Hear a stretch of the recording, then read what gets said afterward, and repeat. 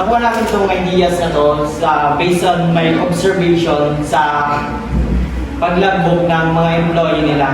At ang pag-logbook nila, ginagamit lang nila ay yung mano-mano or sulat lang. Then, araw-araw yun ini-input sa pinaka-desktop nila. Tama yun. Siguro sa side ng pasok siya sa experience, but hindi naman syempre ako yung nakaka-experience kasi hindi ako yung nagtatrabaho doon. Pero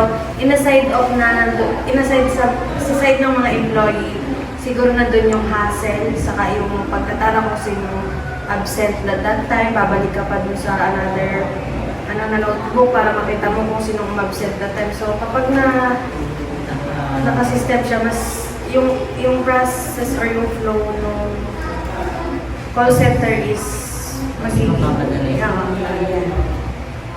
Next. Kat, Ikaw. who is the target customer? Ang pinakang target namin dito is yung mga staff and employee ng call center sa Albertos. Albertos yun.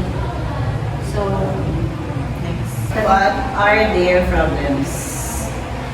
Para hindi hassle sa pag-input ng list.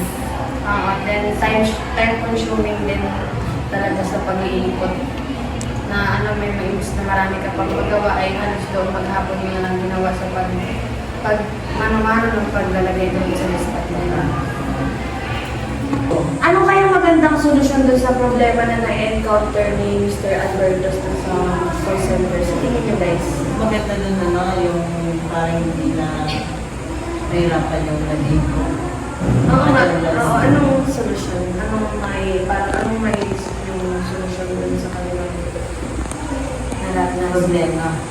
Yun, ang solution doon ay gumawa tayo ng system na magpo-focus lang siya sa attendance ng employee or yung labas-pasok na papasok doon sa kanilang business. Para mas mapadali ni employee or nung may-ari ng business yung pag-monitor ng kanyang employee at less na rin dun sa pag-input ng mga data. Ikaw. How will you prototype your product? So, magbabasis kami dun sa pinakang na-observe namin na problem, yung pag-attendance ng mano-mano. Then, ang gagawin namin prototype dun ay isang software na mapapadali yung attendance to monitor the employee and yung possible na mapasok dun sa kanilang business. How will you test your product? Ano daw natin test?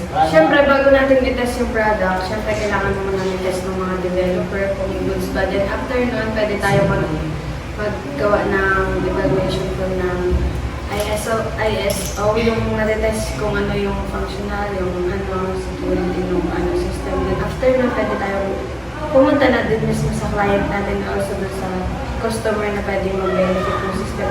For example, is yung employee. Siyempre, ipapatesting natin sa kanila kung nagbe-benefit pa talaga yung system natin na ginawa para sa kanila. So yun, pag yun ganun, yun na yan.